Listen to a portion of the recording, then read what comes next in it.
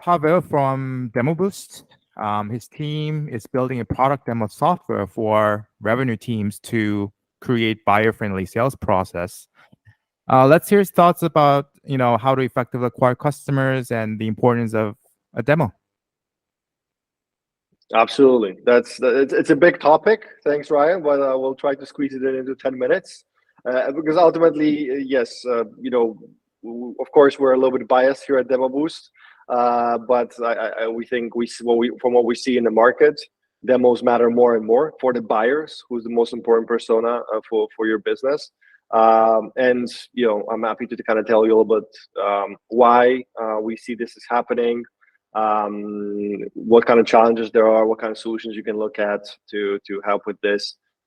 Again, of course, with an asterisk, we are a little bit biased on this end from our perspective. So, yeah, happy to do that. So, it's a bit of an intro. Nice to meet everybody. My name is Pawel. Don't bother with pronouncing my last name, please.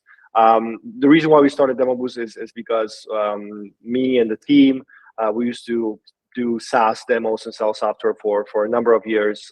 Most recently at Salesforce, did a lot of them, and we were kind of wondering why are these things so hard? And there's a rising request for demos from customers. They all want to see the solution that they're buying, which is not surprising, but they were just getting more difficult to set up, to work with them. So that's why we started the business, right? And that's why we started diving into the issue of demos, right? And the first thing we kind of notice is that, if you're managing your business right now, right? You're a CEO, CRO, co-founder, VP at a startup, at a technology SaaS company. If you really looked at your P&L, you should probably kind of see something like 40% of your, pretty much costs being diverted to product, developers, all that stuff, and then 40% to sales and marketing, right? And this is the most of the money you're spending on these things. And if you think about what's the overlap there, it really is the demos, right? Demo is the asset, the thing that takes the product and puts it into sales and marketing and pushes it in your go-to-market machine, right? So if you spend 80% of your money on something, well, it's worth thinking about, right? At least, and thinking about how to solve for it.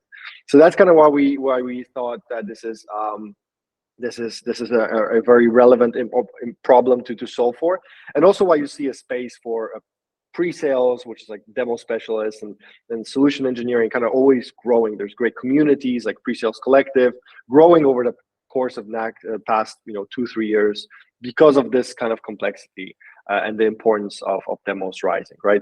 Now, speaking of complexity, it would be all great. If we had this 80% of the P&L relying on something and if this was easy to solve for. But unfortunately, what we saw from our own experience and now working with companies, big and small, from companies like Salesforce to smaller companies like startups in the US and around the world, it's difficult, right? If you're at a stage to actually hire a demo expert, a pre-sales expert, they're difficult to come by. It takes a lot of time to hire them, sometimes even more than a developer. Then the customer experience, even if you invest into building a demo environment or try to fix for these things, the customer experience a lot of time is lacking. We've all been at least on the receiving end of like jamming demos or generic demos or watching a video on a call with somebody. It's not great because these things are just unstable and difficult to maintain.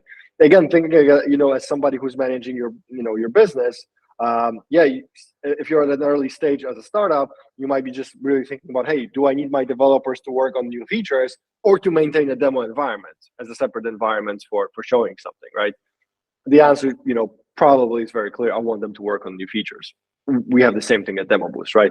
And then ultimately, we talk a lot about, you can improve only those things that are measured.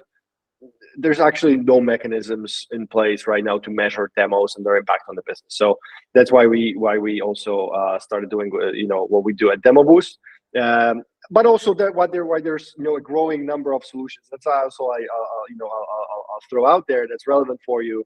I'll show you a little bit for your awareness of what solutions like Demoboost do in a second, so you can kind of have that awareness and see if that works for your go-to-market machine. But also importantly, there is typically a number of solutions that you can consider for your business. A number of them which you probably are using already, right? And we typically say, number one, when you were building your product, you were already using prototypes, right? So it's to some extent, it's nice to use Figma or Sketch or something like this to show your product. in front of the customers when your production environment is not ready. Good, it's static, it's a little bit wonky. It's not great after some point because pretty much the customer asks, like, hey, can I see the real product?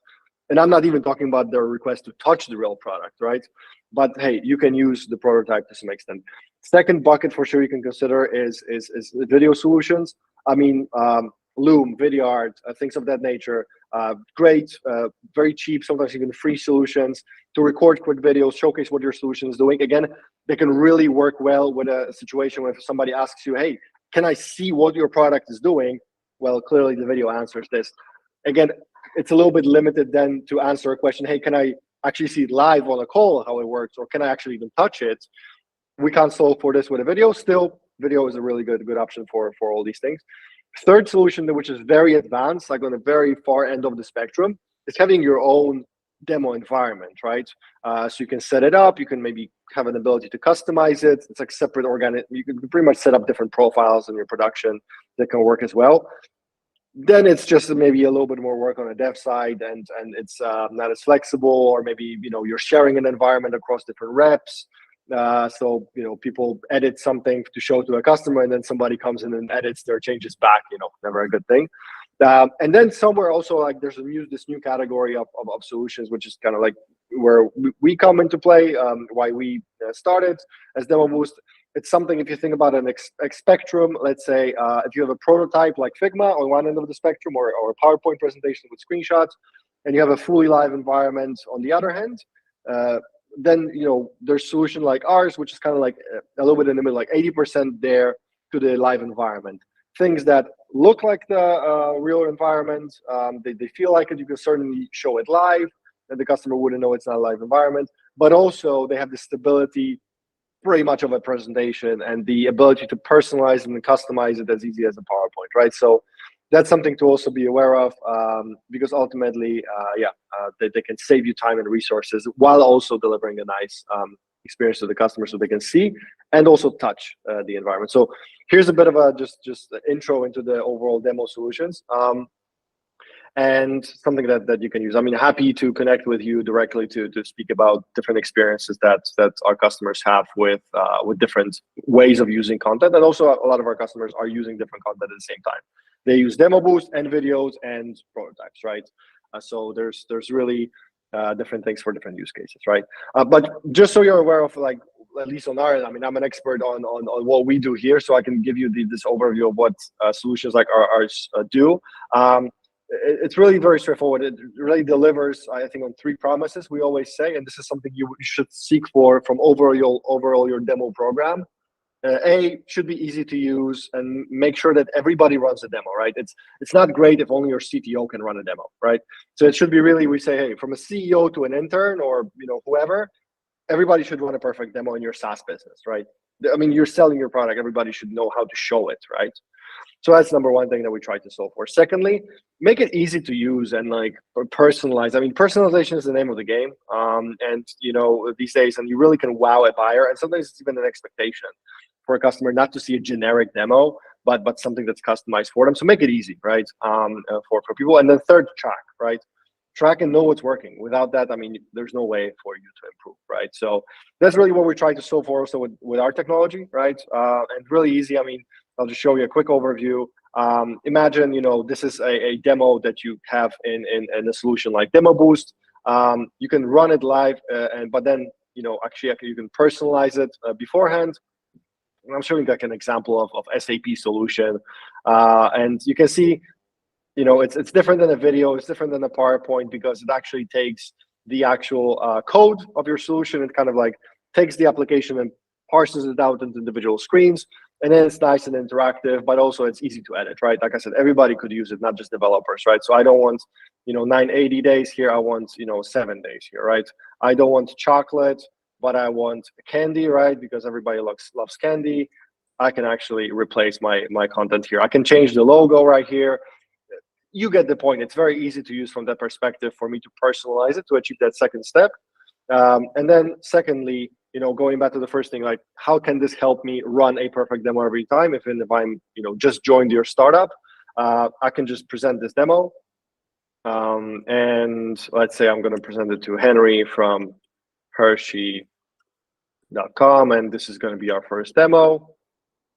I'm going to launch this, and I'm starting off, by the way, with a slide. And it's another kind of important notion also is that demos are not just like feature tours. Like if you're showing the demo to somebody live, start off with a slide, start off with some sort of persona statement, questions, right? Make it a little bit more interactive, just diving into the product and showing them features, right? So this is an example for using something like this. And if I share my screen a little bit differently, just so you see it, just so you see a little bit more, because I want to show you this. As a seller, now you can see my full screen. As a seller, I can also then activate a script, right? So I activated this, and the reason why I wanted to show a full screen, because if I were just to show a window or a tab, you wouldn't see it as a customer, right? But this, again, we kind of built it into the solution, but overall, something to consider when you have your demo program. Give people scripts, right? Tell them what they should say. Tell them what kind of questions they should ask in front of the customer. This is very important. Like, again, let's not dive into just running through features. Engage them, ask relevant questions, and then just guide people through what they should do in a demo. Because people are, your products are changing fast. People are not always very comfortable with showing them, and understandably so. Take away the kind of the legwork that should be maybe not automated, but really give them the training wheels, right? So they can actually not focus on remembering the right script, but focus on the asking the right questions, engaging with the customer, remembering what the insights was from our previous calls, et cetera, right? So this is how Demoboost can help with the live demo. And the last thing I'm just going to show you, the same demo, I can actually send to a customer. They can click around themselves. They can actually touch it. They can show it internally, or the same way you can put this demo on a website and make it nice, kind of an interactive, a lead gen solution for yourself as well. So I can actually show you maybe this example. And again, it's going to look and feel exactly like your product, but it's going to be a little bit easier and simpler to use. What a nice kind of welcome messaging, guiding people through the value that you're providing, right? With text, with video, saying hello, explaining why this feature is important, why this story matters for their business, what kind of problems it solves for, et cetera, et cetera. And in practice, you can see, for example, also an embedded demo right here. Celonis is one of our great customers. You can see this is their website with their CTAs on top of this. This is something you can have also on your website on top. Just same way you have embedded videos, put interactive assets like this on your website to drive leads, right? Lastly, all of that is this track. I'm going to skip the analytics part maybe, but you can pretty much see how many people visited, who exactly are those people, what are they clicking on, what are they spending time on, so that you can make decisions. Hey, which demos work better? A/B tested. Which customers are engaging, right? Getting notifications of what they do, so that then you can start analyzing and improving your opportunities and leads using this data. So with that being said, conscious of time, but that really is the gist of it. And again, think about your demo program, because coming back to that, right? Remember, demos really impact 80% of your P&L, or at least they should, right? You're selling your product, so put your product front and center, but then put it in as a good story. Don't just show features. Find a way to showcase your story, whether it's a video, whether it's a PowerPoint presentation, or a demo-specific solution like ours, and then make sure you're delivering this without sacrificing the resources of your developers and anything like this, because we know you have to move fast.